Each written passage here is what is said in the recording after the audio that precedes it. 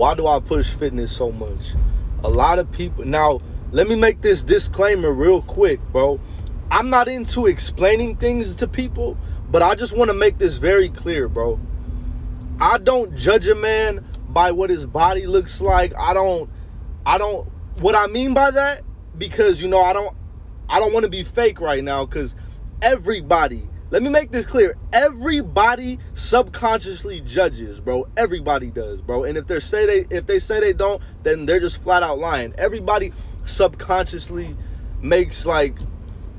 judges people at first sight. You know what I'm saying? But what I mean by I don't judge people is I don't make a determination on whether I'm going to treat this man or this woman with kindness and compassion, or I'm going to treat them a certain way by what their body looks like.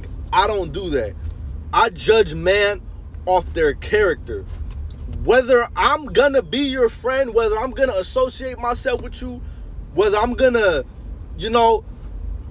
all determines on your character, on how you carry yourself. Are you a solid individual? That's all I care about. I don't care about if you got all the muscles or if you got all the money. Usually fake people only respect people with money or status or something like that. But that's not the case with me. So let me make that very, very clear. I don't the exterior. The exterior is the exterior, but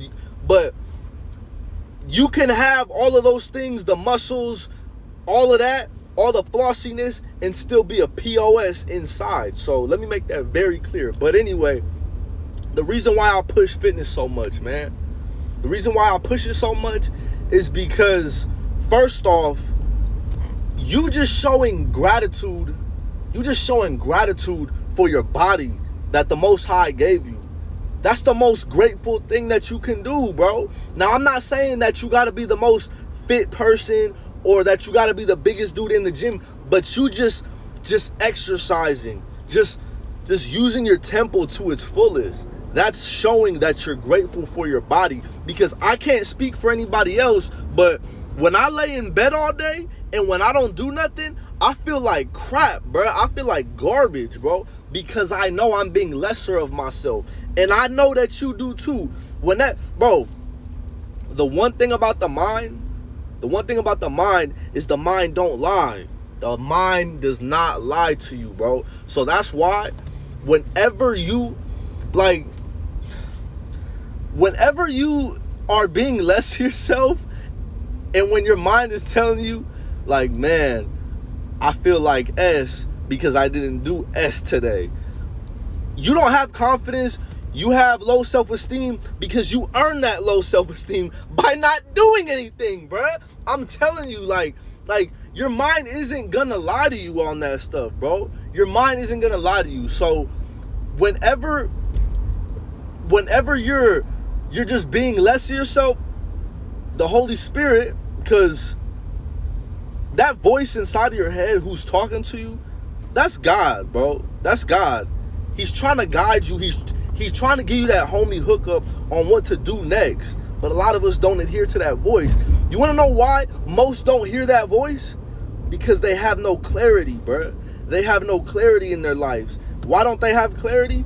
Because they participate in overeating, in vices, in addictions, smoking, pornography. So when your mind is clogged and you're high all the time, don't be surprised that you can't hear the Lord's voice, because those low vibrational things like addiction, pornography, overeating, gluttony, those in the Most High, they can't even vibe together. I'm not even trying to make it spiritual or like the frequencies and like that. I'm just saying, when you're living a life of sin, you're gonna be separated from the Most High, bro. So when you give up living a life of willful sin, you start to hear that voice more clearly. So if the Holy Spirit is telling you, hey, get up, bro, get up, stop eating that, put your heart, really put your heart into this. Really put your heart into what you're trying to do. Really put your heart into going to the gym, into creating a new body, into doing this, into doing that. Whatever God is telling you to do, really put your heart into it. That voice you hear inside your head, you're not tripping, bro. And whenever you don't live up to that, man, don't be surprised you got low self-esteem, bro. Do not be surprised. Because the one thing about the conviction of the Holy Spirit, that's a good thing, bro. A lot of people don't know this, bro. But when the Holy Spirit is convicting you, that's a good thing, bro. That's a good thing. Because when the Holy Spirit is convicting you, that shows that God ain't giving up on you, bro. God is not giving up on you, because when the Holy Spirit continues to convict you, that shows that, hey, I got a plan for you. Are you going to wake up? Wake up, bro, wake up. Like, you know what I'm saying? Like, that's why you keep hearing that voice, because some people, a lot of people, once they commit to the life of sin or whatever, when they're in bondage or whatever the case may be, I don't know, because some people know what they're doing and just don't want to change. But whenever they choose to live that life, the Lord just gives them over to a reprobate mind. So they no longer hear the voice of the Lord. They no longer feel conviction for what they're doing. They're just living their life how they're just living their life how they want to. But when you still get that conviction, when you still get that notification from God, hey, you need to change today. Change right now. Not tomorrow, not next week, not this, not that. Bro, when people put their salvation, or when people put these things to the side, these urgent notifications, when people put these things to the side for another day, that is the most ungrateful thing that you can do. You're putting your salvation aside. You're putting all these things aside. Oh, I'm going to change then. I'm going to change then. You're putting your salvation aside for a day that's not even promised yet, bro. What, bro? That is the most, like, ungrateful thing you can do, because you're basically telling God, I don't respect this time because I know I'm going to be given more time later on, bro. That, bro, deceived like crazy, bro. None of us are promised tomorrow, so make that change today.